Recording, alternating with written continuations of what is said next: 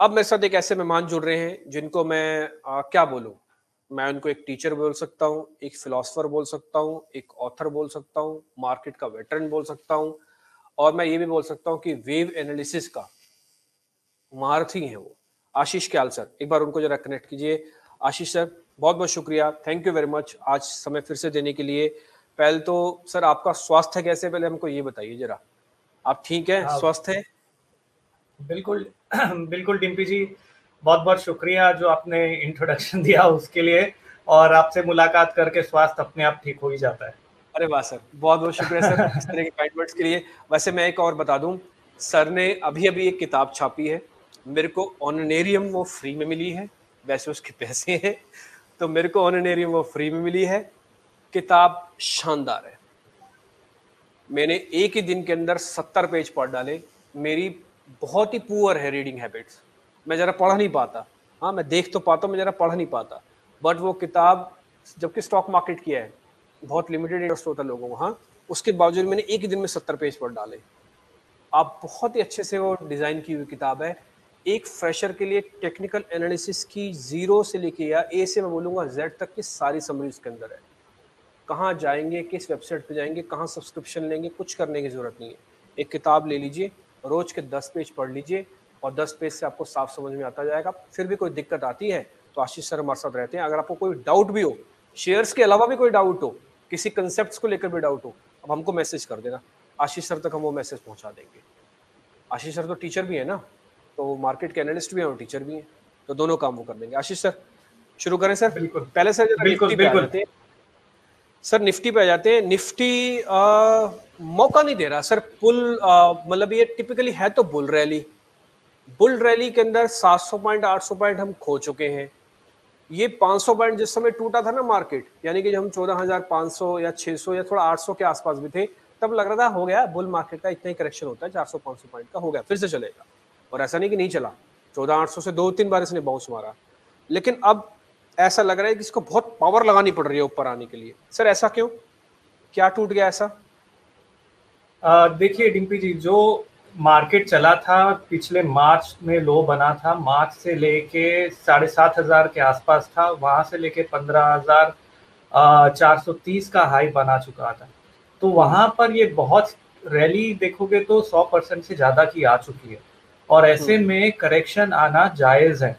अभी तक हम्म हमने जो भी करेक्शन देखा वो शॉर्ट लिव्ड थे, 4 से 5 दिन के थे। लेकिन अगर आप डेली चार्ट पे नजर डालें तो पहली बार ऐसा हुआ है कि जो भी हाई बना है फिलहाल वो हाई अभी पिछले कुछ दिनों में प्रीवियस हाई के नीचे बना है और हम्म जो लो बन रहा है वो भी प्रीवियस लो के नीचे बन रहा है। तो अगर डाउ थियरी एक सिंपल थियरी है, उसमें ये दर्शाते हैं कि अगर लोअर हाई लोअर लो बाजार बना रहा है तो इसका मतलब ट्रेंड जो अप ट्रेंड है वो डेंजर में है।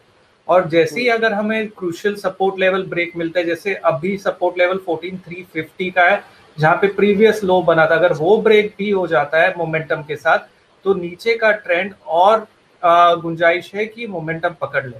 तो फिलहाल तो सेल में है बाजार।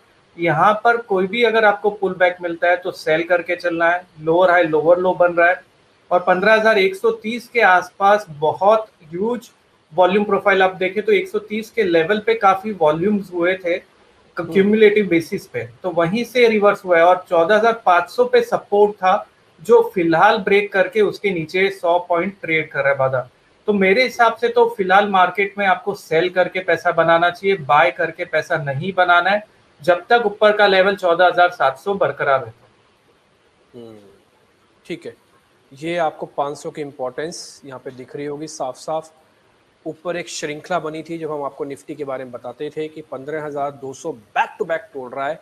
एक बार चलो ठीक है, समझ में नहीं आया, दूसरी बार, तीसरी बार, चौथी बार, 4 बार मार्केट ने 15,200 को पार करने की अटेम्प्ट ली। चारों बार हम फेल हुए, चारों बार नीचे आए। बार बार आके हम 200 दिन की एवरेज और वीवीएम की एवरेज पे आके सपोर्ट ले लेते थे। वो एरिया था करीब करीब 14,000 750 800 वाला एरिया। वहां से हमने एक बार पुल बैक दिखाया, 2 बार दिखाया, यानी कि जिग फॉर्मेट में रहे। लेकिन फाइनली जब हमने चौथी बार इस 15,200 को पढ़ा, ये सीवियर भी था, थोड़ा वॉल्यूम के साथ भी टूटा और पुल बैक फेल हो गए। पुल बैक फेल हो गए, है ना? तो आप बार बार रीलॉन्च करते थे, वो रीलॉन्चिंग भी फेल होने लग गई। तो ये बात उस समय से साफ साफ लग रही थी कि अब मार्केट के अंदर दिक्कत आएगी। और अब जो टॉप बना था मार्केट का वो टिपिकली उसी रेजिस्टेंस पे आके बना था जो पहले सपोर्ट थी, उसको रेजिस्टेंस में कन्वर्ट कर दिया। आशीष सर ठीक है ना? कुछ ऐसा ही है कि 400 पॉइंट नॉच नीचे आके हमने अपना एक नया एक अड्डा बना दिया, डेरा बना दिया।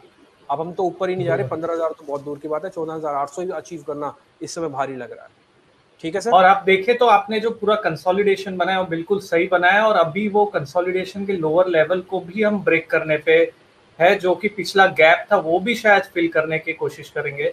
तो यहाँ पर डेफिनेटली अगर वो पैटर्न का विथ आप देखें, जो रेक्टेंगल आपने बनाया उसका विथ नीचे प्रोजेक्ट करे तो हमें उसका टारगेट निकल कर मिलता है। ये थोड़ा शॉर्ट टर्म के लिहाज से नहीं होगा, थोड़ा मीडियम टर्म के लिहाज से होगा। मैं जब मीडियम टर्म बोल रहा हूँ तो मतलब 1-2 दिन में नहीं, शायद हो सकता है कि 2 हफ्ते लगे उस लेवल तक आने के लिए।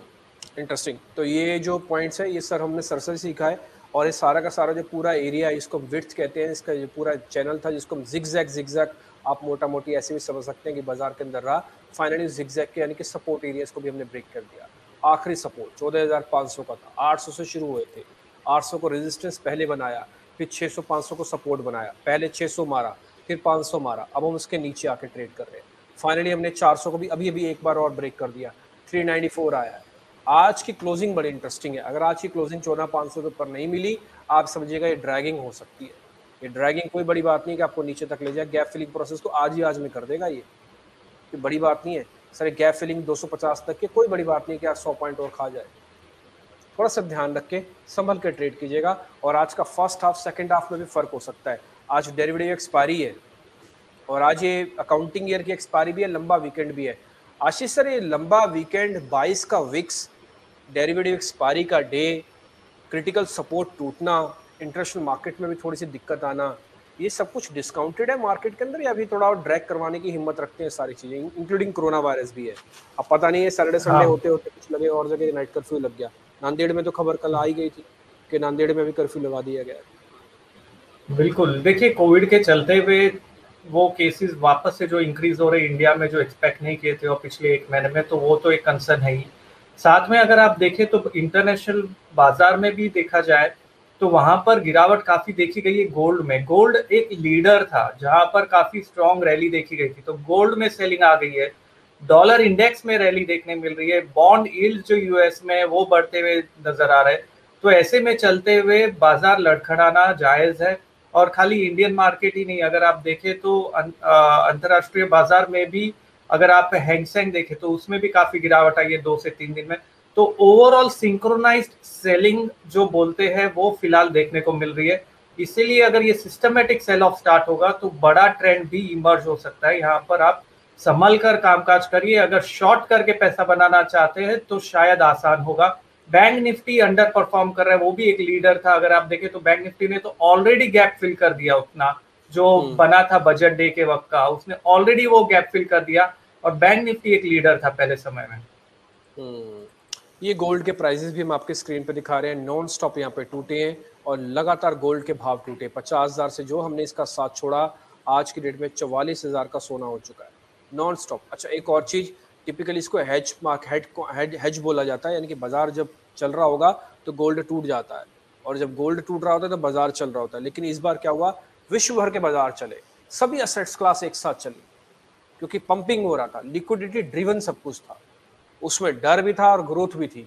जो डर था वो सोने में था, इसलिए सोने को चला दिया, जहां पे ग्रोथ थी वो मार्केट्स को चला रही थी। तो डर और ग्रोथ का कॉम्बो था, क्योंकि एक ही चीज का फ्यूल था, वो था लिक्विडिटी। नोट छापे गए फेंके गए, छापे गए फेंके गए, इन्फ्लेशन की चिंता किए बिना। ये भारत में भी हुआ, ये विश्व भर के बाजारों में हुआ। अब हम धीरे धीरे हो सकता है उसको भी हम स्ट्रगल करें आने वाले दिनों में, बट एक गोल्ड के प्राइजेस। एक चीज और है, अजीत कौर है हमारे साथ, हमारी एक व्यूवर, वो कह रहे हैं कि सर की जो बुक है उसका जरा नाम क्या है, एक बार जरा वो बता दीजिए। मैं एक नाम नहीं बताता, मैं आपको किताब का दर्शन भी करा ही देता हूँ, लेकिन मैं अपनी स्क्रीन को 1 मिनट शेयर कर रहता हूँ और जरा आशीष सर के साथ आपको जरा बुक भी दिखा भी देता हूँ और जरा वो देख भी लीजिएगा। 1 मिनट में आपको। बुक का नाम effective trading in financial markets using technical analysis है। ये मेरी स्क्रीन पे एक बार शेयर कीजिए, आपको दिख जाएगा, सर आपको बता रहे हैं, ये वो किताब है। इस पूरी बुक की डिस्क्रिप्शन जो है वो प्रॉपर लगी हुई है, कंटेंट क्या क्या है, ऑथर की बायोग्राफी कैसे ले सकते हैं, रिव्यू, सब कुछ है। ये आपको कहाँ पे मिलेगा? वेव स्ट्रेटजी पे, ऑलमोस्ट अमेजोन पे भी अवेलेबल है। ये किताब का नाम है affective trading in the financial market using technical analysis.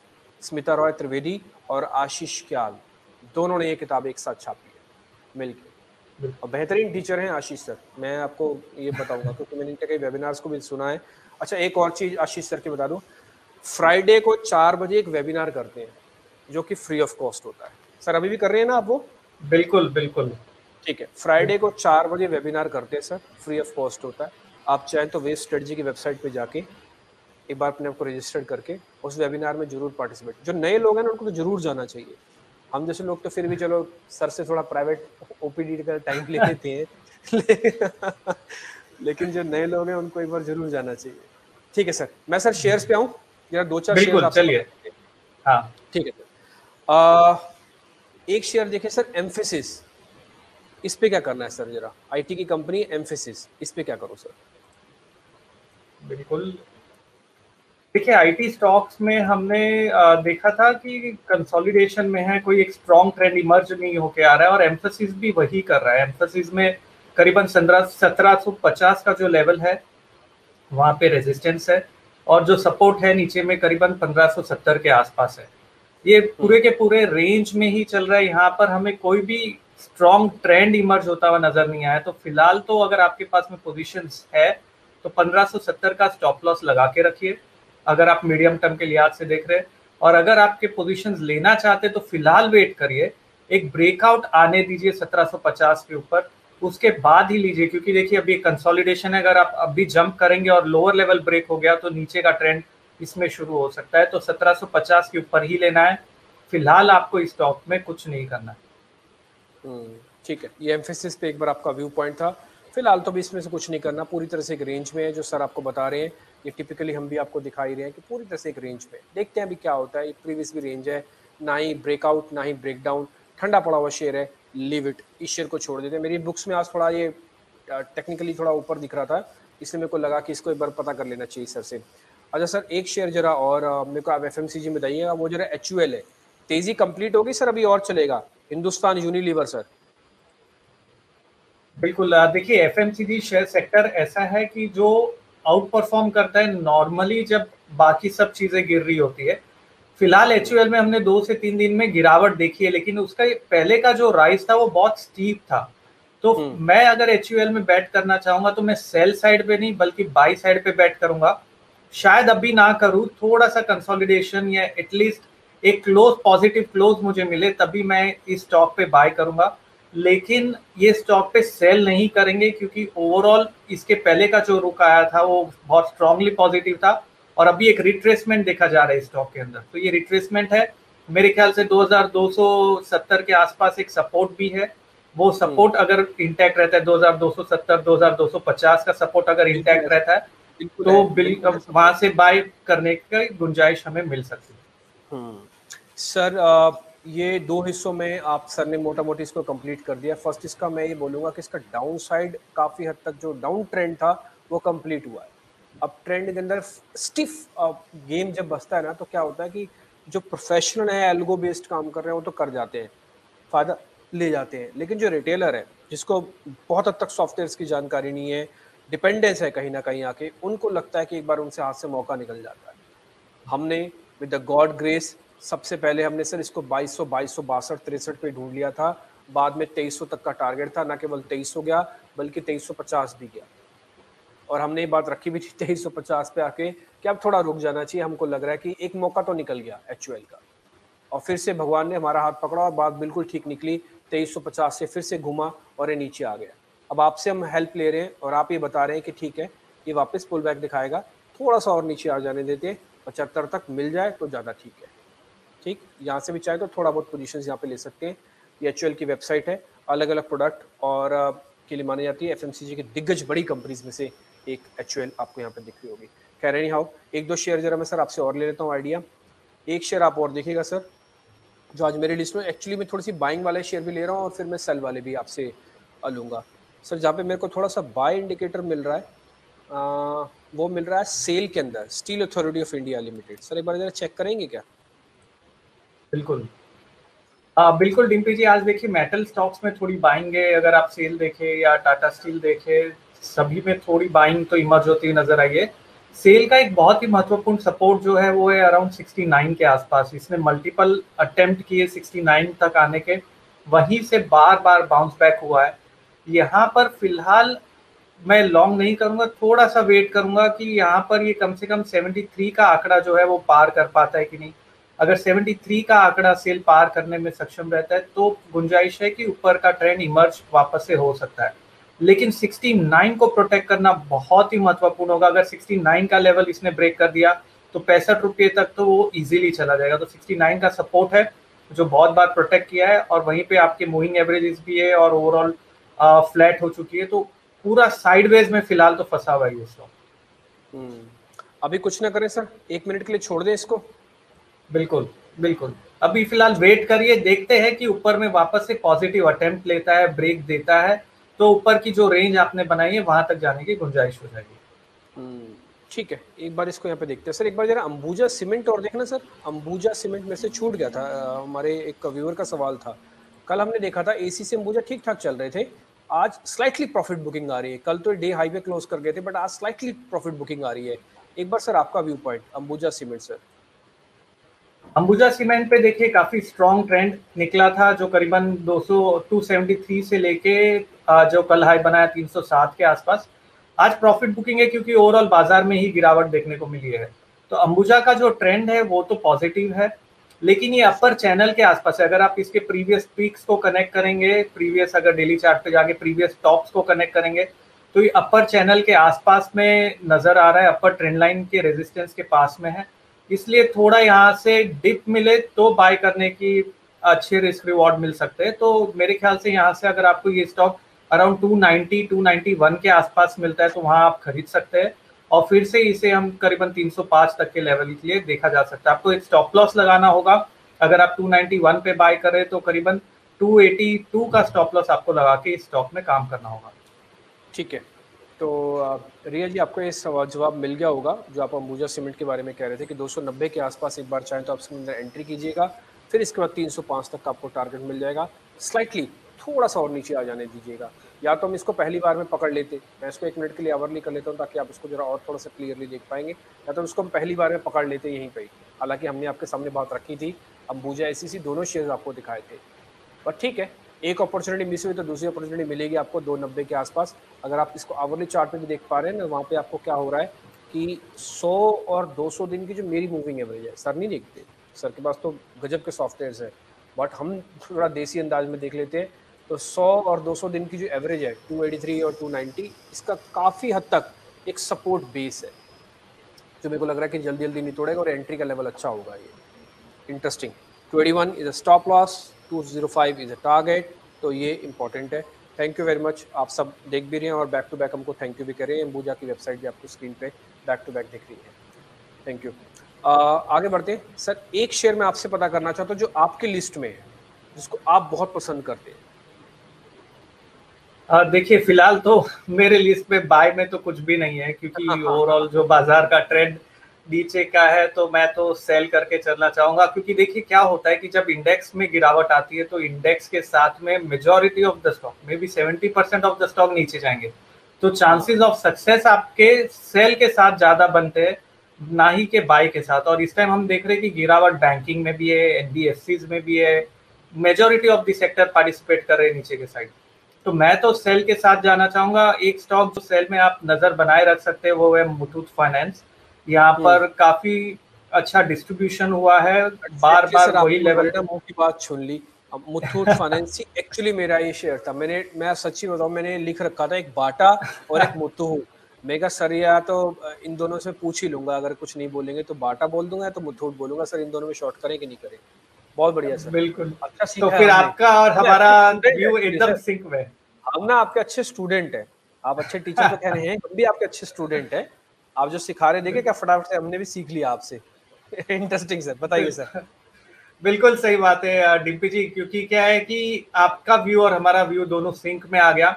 और यहाँ पर देखा जाए तो 1245 का बहुत स्ट्रॉन्ग रेजिस्टेंस है, एक एवरेज भी आ रहा है। और नीचे में अगर आप थोड़ा क्लोज स्टॉप लॉस रखना चाहते हैं तो 1230 का 1225 का रख सकते हैं, जो कि आज के हाई के पास में है। और यहाँ पर अगर गिरावट इंटेंसिफाई हुई तो हम इधर 1140 का लेवल या उसके भी नीचे जाने की गुंजाइश है। तो 1140 का एक लेवल है जो आपको नजर बनाए रखना होगा, और 1225 का शॉर्ट टर्म के लिहाज से आप स्टॉप लॉस लगा के रख सकते हैं। ये स्टॉक सेल में है, मोमेंटम बनता जा रहा है और ओवरऑल ट्रेंड नीचे में है। एनबीएफसी सेक्टर को भी ओवरऑल देखे तो सेल में है फिलहाल। इंटरेस्टिंग। तो मुथूट का चार्ट, हालांकि अमिताभ बच्चन के बारे में ऐसा बोला जाता है कि अमिताभ बच्चन जिस भी कंपनी के ब्रांड एम्बेसडर बनते हैं वो शेयर चलता है, ऐसा नहीं कि शेयर चला नहीं, खूब चला। अच्छा, एक और भी है प्रॉक्सी बॉलीवुड के अंदर कि अमिताभ बच्चन जिसके ब्रांड एम्बेसडर बनते हैं वो शेयर चलता है, और जिसके अक्षय कुमार ब्रांड एम्बेसडर बनते हैं वो शेयर टूट जाता है। तो बहुत सारे लोग जो अक्षय कुमार की जहाँ पे ऐड है वो शेयर खरीदते ही नहीं, उनको लगता है पता नहीं इसके क्या बुरे दिन आने वाले हैं, खत्म ही ना हो जाए। और जहाँ पे अमिताभ बच्चन जिसके ब्रांड एम्बेसडर बन जाते हैं गाहे बगाए, वो शेयर अच्छे से चल ही जाता है। ठीक है, ये भी एक इंटरेस्टिंग, देखिए बाजार में हर तरह के लोग हैं, हर तरह की चर्चाएं मार्केट के अंदर होती है, तो ये भी एक इंटरेस्टिंग पैटर्न हमको दिखा। ठीक है सर, इंटरेस्टिंग। ठीक है सर, बहुत बहुत शुक्रिया sir, thank you very much. आज कार्यक्रम बहुत मजा आया आपसे। आपकी आज मेरे को पता है आपकी व्यस्तता तो थोड़ी ज्यादा है, मेरे को पता लग चुका है, बट ठीक है सर, आपसे किसी दिन और बात करेंगे आराम से। ये सर का रजिस्ट्रेशन नंबर है और ये भी कोई होल्डिंग है नहीं, ये सर की तरफ से डिस्क्लोजर भी है, ये हमने नीचे बकायदा लिख भी दिया, आपको सामने दिखा देंगे। बहुत बहुत शुक्रिया sir, thank you very much. Thank you.